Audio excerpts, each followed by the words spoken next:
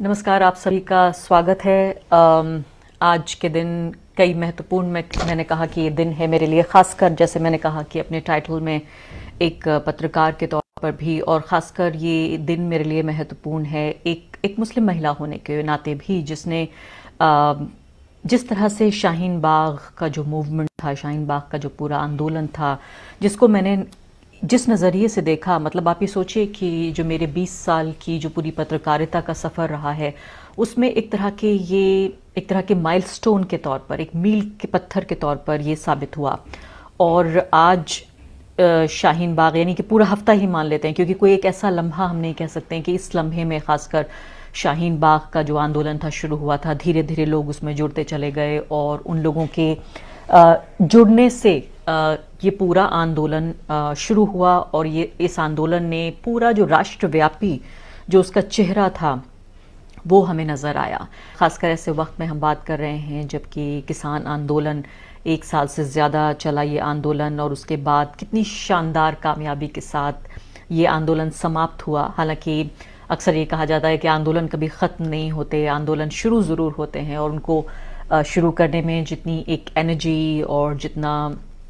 लोगों का साहस लगता है, और ख़ासकर ऐसे दौर में जबकि बोलना भी एक तरह से गुनाह माना जा रहा हो, ऐसे में हमारे किसानों ने हिम्मत दिखाई, 1 साल तक कितना बड़ा संघर्ष किया। और इसीलिए मैं ये देखती हूँ कि जो किसान आंदोलन है और शाहीन बाग आंदोलन, इनको मैं अलग अलग तरीके से नहीं देखती हूँ। ये 2 आंदोलनों की एक कहानी है जो कि हमारे लोकतंत्र पे उसने किस तरह का असर डाला, हमारे संविधान को किस तरह से मजबूत किया, जो हमारा लोकतंत्र है उसको और नागरिकता को कैसे बिल्कुल एक नए मायने दिए। आज मैं इसी पे बात करना चाहती हूँ कि एक पत्रकार के तौर पर, भारतीय नागरिक के तौर पर, एक मुस्लिम महिला के तौर पर कैसे इस आंदोलन ने मुझे हमेशा के लिए बदल दिया। पत्रकारिता की किताबों में हमेशा हमें पढ़ाया गया कि एक सेफ डिस्टेंस हमें अपने ऑब्जेक्ट के साथ, यानी जिस चीज़ पे हम, जिस विषय को हम कवर कर रहे हैं उसमें एक सेफ डिस्टेंस बना के रखना ज़रूरी है। लेकिन जब शाहीन बाग का वो आंदोलन मैंने कवर किया और जो ज़मीनी स्तर पर मैंने देखा कि कैसे आंदोलन लोगों को, समुदायों को और देश को कैसे बदल सकते हैं, कैसे नए मायने दे सकते हैं, तो शायद मेरी पत्रकारिता को भी नए मायने मिले। मुझे याद आ रही है वो महिला जिससे मैंने, एक यंग वुमन थी और उसने बताया कि वो वर्किंग प्रोफेशनल है। जब मैंने पूछा कि आप यहाँ क्यों चले आई हैं, एक छोटी सी बच्ची को लेकर कड़कड़ाती ठंड में, आपको याद होगा यही वो वक्त था जब ये पूरा आंदोलन इसी हफ्ते में शुरुआत हुई थी, जबकि अचानक जो है वो एक परिवार से लेकर दूसरा परिवार, तीसरा परिवार, 10 परिवार, 100 परिवार, 500 परिवार, तमाम लोग लाखों की तादाद में, यानी कि 10 से शुरू होकर 100, 1000, 10,000, लाखों की तादाद में लोग जमा होने लगे। क्योंकि जब हम शाहीन बाग के आंदोलन का जिक्र करते हैं तो शाहीन बाग के आंदोलन का मतलब सिर्फ शाहीन बाग यानी कि एक मोहल्ले में पैदा हुआ, पनपा, इस संघर्ष का हम जिक्र नहीं कर रहे हैं, बल्कि पूरे भारत में जो हमने देखा कि शाहीन बाग ने जिस तरह की क्रांति वो लेकर आया, उसको मैं आपके साथ बांटना चाहती हूँ। क्योंकि ज़्यादातर पत्रकारों ने शाहीन बाग को शाहीन बाग से कवर किया, शाहीन बाग आंदोलन को जो दिल्ली का शाहीन बाग है उससे कवर किया, उसकी उस नज़र से देखा। लेकिन मैं उन पत्रकारों में शामिल रही जिन्होंने शाहीन बाग को इस तरह से भी देखा कि शाहीन बाग में जो दुनिया के, जो देश के अलग अलग हिस्सों में, अलग अलग शहरों में हमने जिस तरह से देखा कि जो शाहीन बाग ने जो महिलाओं को बदला, जैसे मैंने कहा समुदायों को बदला, और ख़ासकर उन महिलाओं को जिनको ये बताया जा रहा था कि ये इनको किसी मसीहा की ज़रूरत है। और मैं आपको ये भी याद दिलाना चाहती हूँ कि वही समय था जब 2019 के मई के महीने में प्रधानमंत्री दोबारा चुनकर आए थे, नरेंद्र मोदी। उनकी ताकत, उनका बल, उनका अहंकार, सब कुछ दोगुना हो चुका था। एक के बाद एक वो कानून पास कर रहे थे। पहले उन्होंने 3 तलाक का कानून पास किया, और उसके बाद उन्होंने, बात आई कश्मीर की,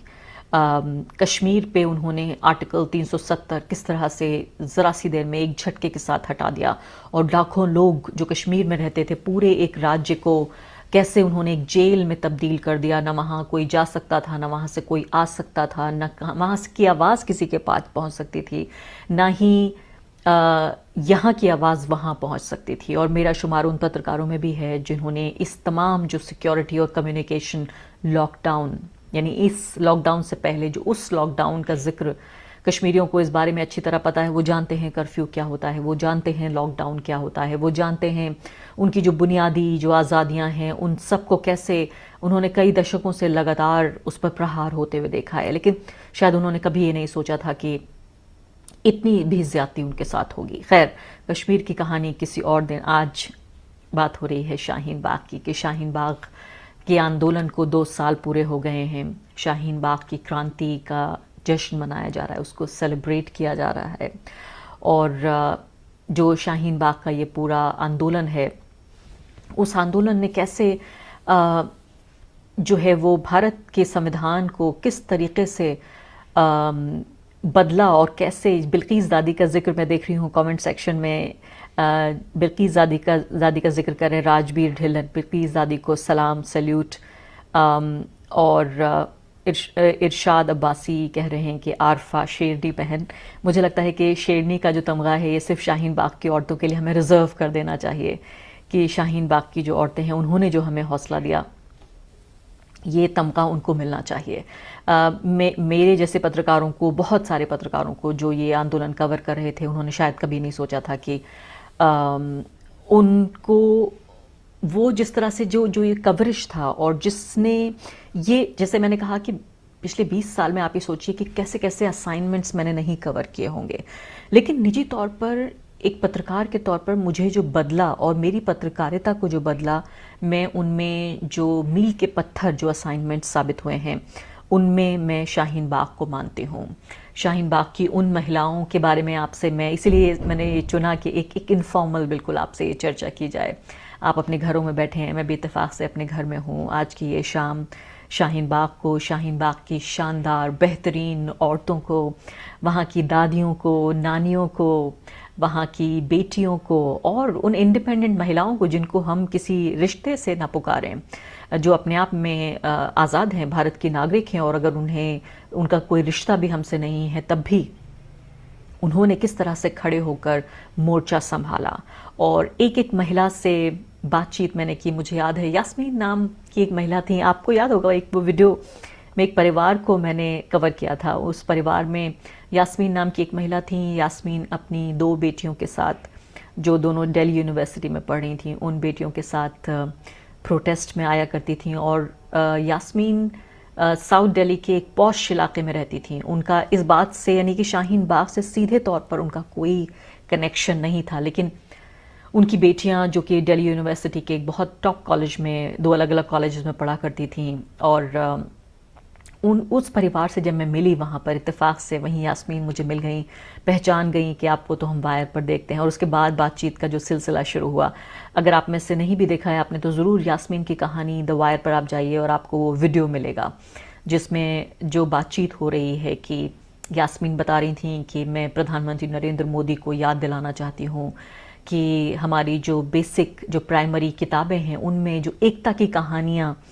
लिखी गई हैं, क्या उन्होंने कभी नहीं पढ़ी वो कहानियाँ? क्या उन्होंने वो कहानी नहीं पढ़ी कि कैसे जब साथ रहा जाता है तो कितने मजबूत होते हैं, और जब बिखर जाती हैं लकड़ियाँ तो कितनी कमज़ोर हो जाती हैं, वो ऐसे तोड़ दी जाती हैं, जला दी जाती हैं, लेकिन साथ में जब एक गट्ठर बंधा रहता है तो वो कितना मजबूत होता है। वो ये बता रही थी कि कैसे जो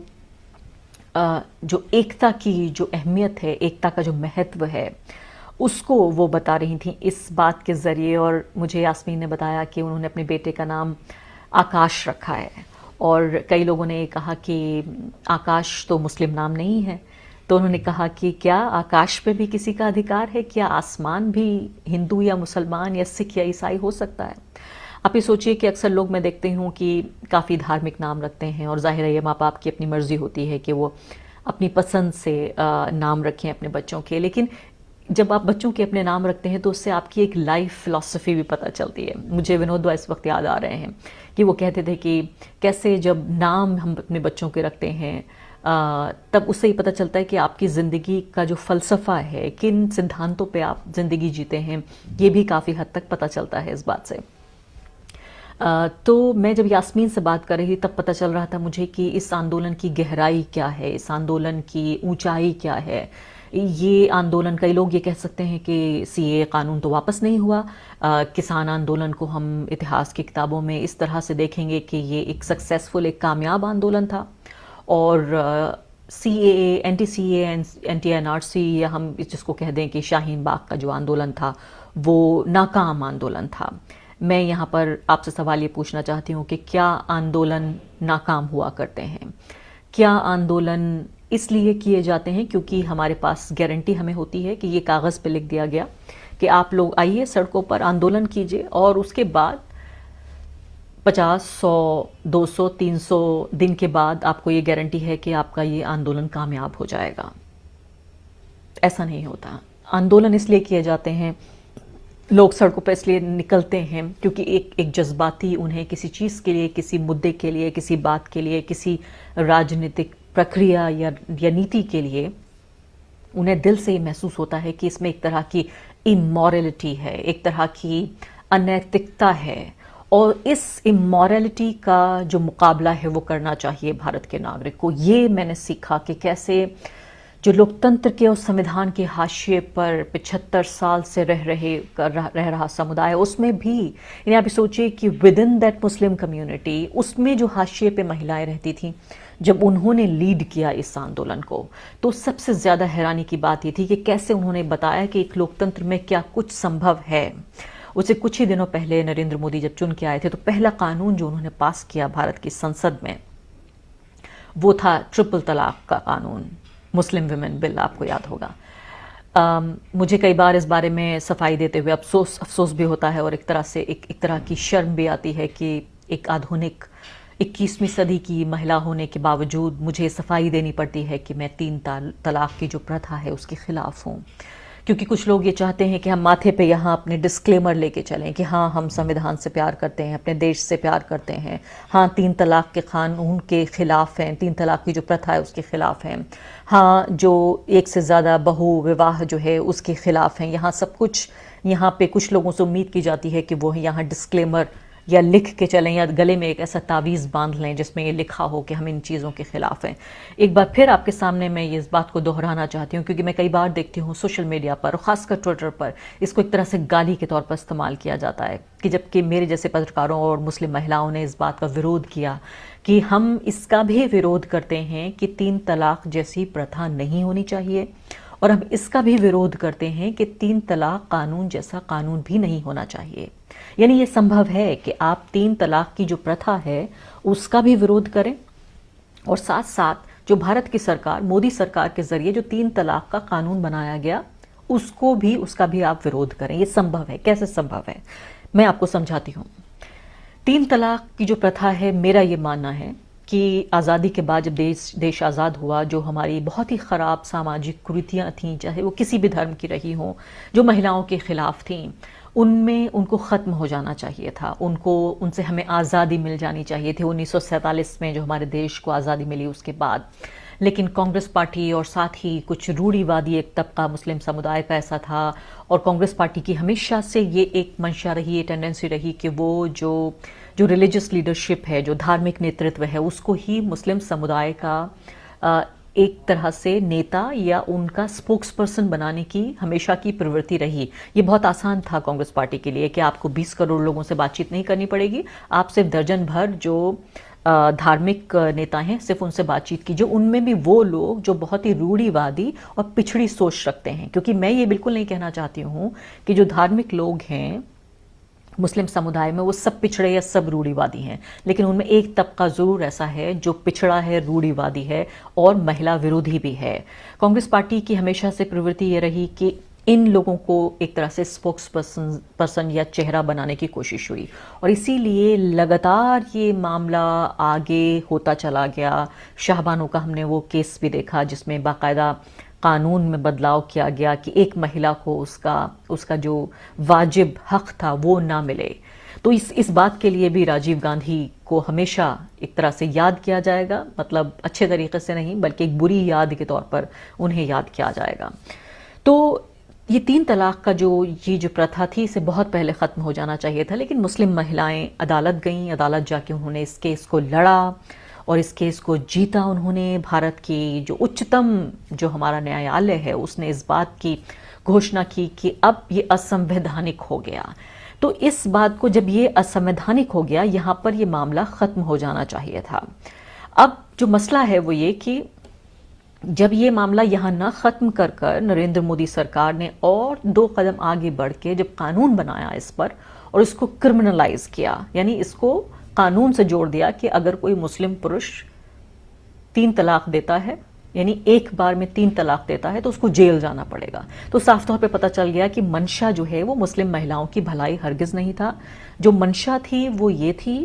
कि ज़्यादा से ज़्यादा मुस्लिम पुरुषों को जेल भेजा जा सके, यानी कि फिर से जो मुस्लिम परसिक्यूशन है उसकी, यानी मुसलमानों को प्रताड़ित करने की, उनको सताने की, उनके साथ ज्यादती की एक और कोशिश के तौर पर इस कानून को देखा गया। तो साफ तौर पे ये पता चलता है कि जब जो चीज़ असंवैधानिक है वो जाहिर है इनवैलिड हो जाएगी, उसकी कोई कानूनी अहमियत नहीं है, इसलिए सिविल मामले को क्रिमिनल बनाने की जरूरत नहीं है। क्योंकि जब वो मुस्लिम पुरुष, आप सोचिए कि जो जेल जाएगा, माना उसके 2 बच्चे हैं, एक परिवार है,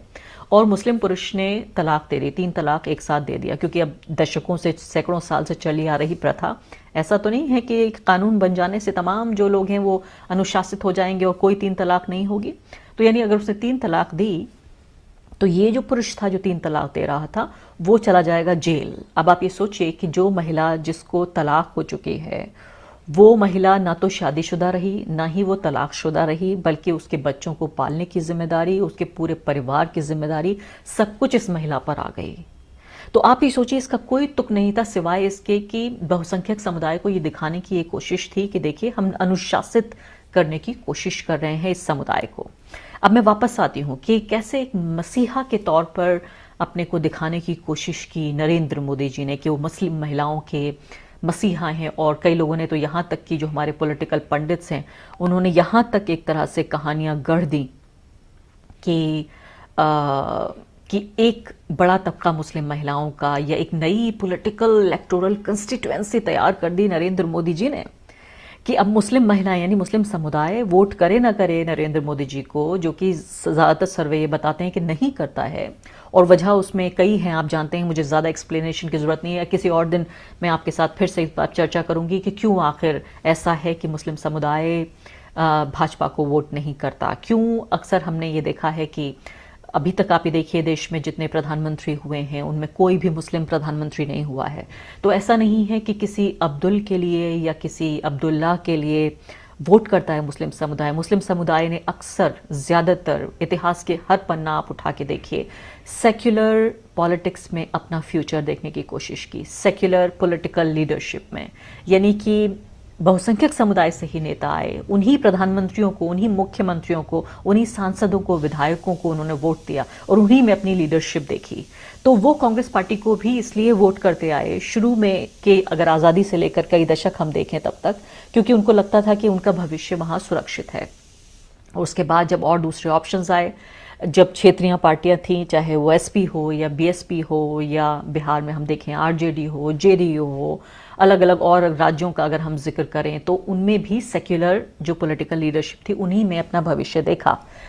लेकिन अब मैं वापस आती हूँ आपको कि बताने की कोशिश कर रही हूँ कि कैसे जब वो प्रथा खत्म नहीं हुई और उन्हीं मुस्लिम महिलाएं जिनके मसीहा बनने की कोशिश कर रहे थे, तो एक तीर से 2 निशाने लगाने की कोशिश कि ये बताया गया कि मुस्लिम महिलाएं वोट करने लगेंगी नरेंद्र मोदी जी को, क्योंकि उन्होंने 3 तलाक से आज़ादी दे दी है। दूसरी बड़ी बात कि मुस्लिम पुरुषों को एक तरह से अनुशासित करने का उन्होंने काम कर दिया है। तो डीमोनाइज मुस्लिम मेन, पेट्रोनाइज मुस्लिम विमेन,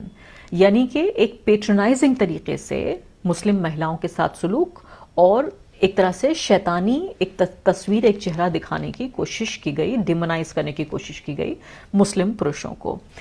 इसके बाद यही मुस्लिम महिलाएं जिनकी मसीहा बनने की कोशिश कर रहे थे नरेंद्र मोदी, उन्हीं मुस्लिम महिलाओं ने जब वो सड़कों पर उतरी अपनी नागरिकता के हक के, कि हम उनका हक बना रहे और उनको नागरिकता से बेदखल न किया जाए, इन्हीं मुस्लिम महिलाओं से पूरे 100 दिन के इस आंदोलन में लगातार मुस्लिम महिलाएं कहती रहीं, बड़े बड़े पोस्टर्स लगा के बोलती थी, प्रधानमंत्री जी हमसे मिलने आइए, हमसे बात कीजिए। और कभी उन्होंने एक नज़र भी उनकी तरफ नहीं देखा, बल्कि उन्हीं के गृह मंत्री ने कहा कि इतनी जोर का बटन दबाओ। आपको याद है दिल्ली के चुनाव का, मैं आपसे, क्योंकि याददाश्त हमारी बहुत ज़रूरी है,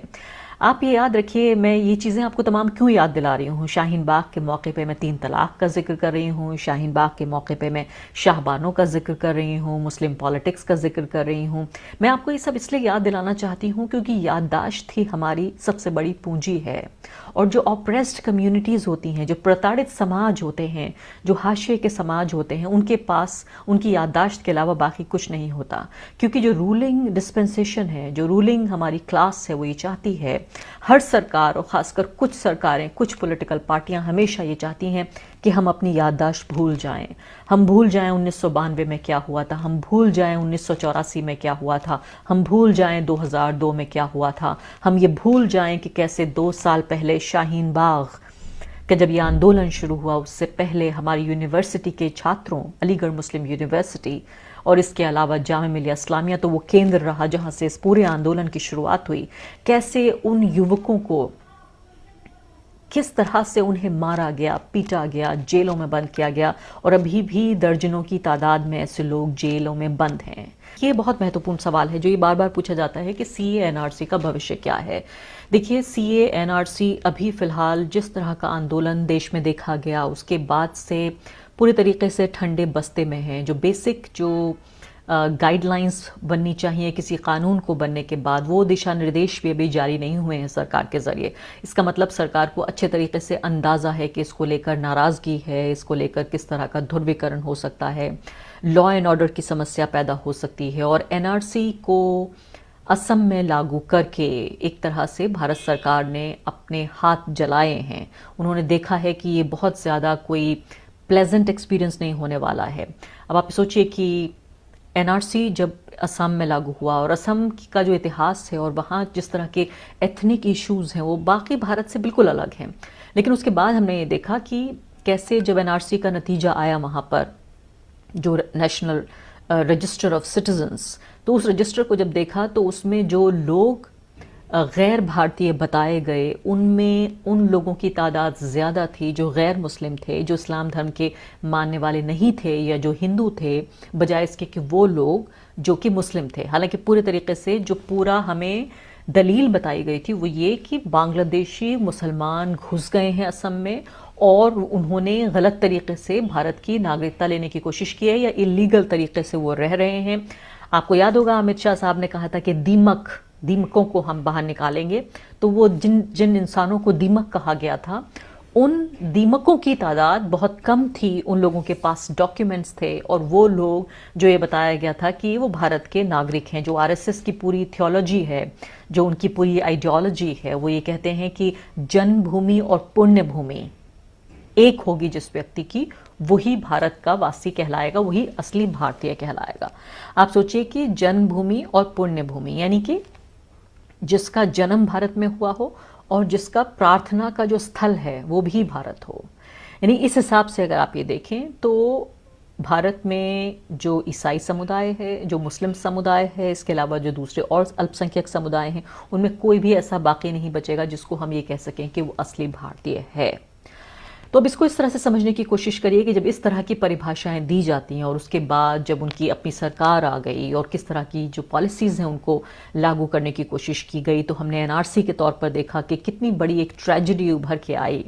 यहाँ भूल जाइए थोड़ी देर के लिए कौन हिंदू था, कौन मुसलमान था, गरीब लोग। सबसे ज़्यादा अफसोस की बात ये होती है कि जो सबसे गरीब लोग थे असम के, वो कैसे लाइनों में लगे रहे, कैसे उनमें से बहुत सारे लोग अपने को ये साबित करते करते कि वो भारतीय हैं, वो गुजर गए, उनकी मौत हो गई। हमने देखा लोगों ने अपनी ज़मीनें बेचकर, लोगों ने अपने खेत बेचकर, अपने बाग बेचकर इस पूरी प्रक्रिया में हिस्सा लिया, क्योंकि उनकी सिर्फ एक ही ख्वाहिश थी, एक ही इच्छा थी, एक ही मजबूरी थी कि उन्हें साबित करना था कि वो भारतीय हैं। और इस सब कुछ करने के बाद किस तरह से आप ये सोचिए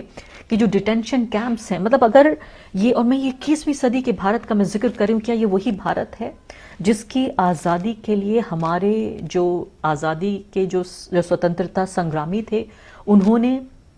हंसते हंसते वो फांसी के फंदे पर झूल गए थे। उन्होंने सालों, कईयों ने तो दशकों जेल में गुजारे थे इसी भारत के लिए, जहाँ पे जो डिटेंशन कैंप असम में बन रहे थे वो वही लोग बना रहे थे, वही मजदूर जिनको वापस उस डिटेंशन कैंप में ही रहना था।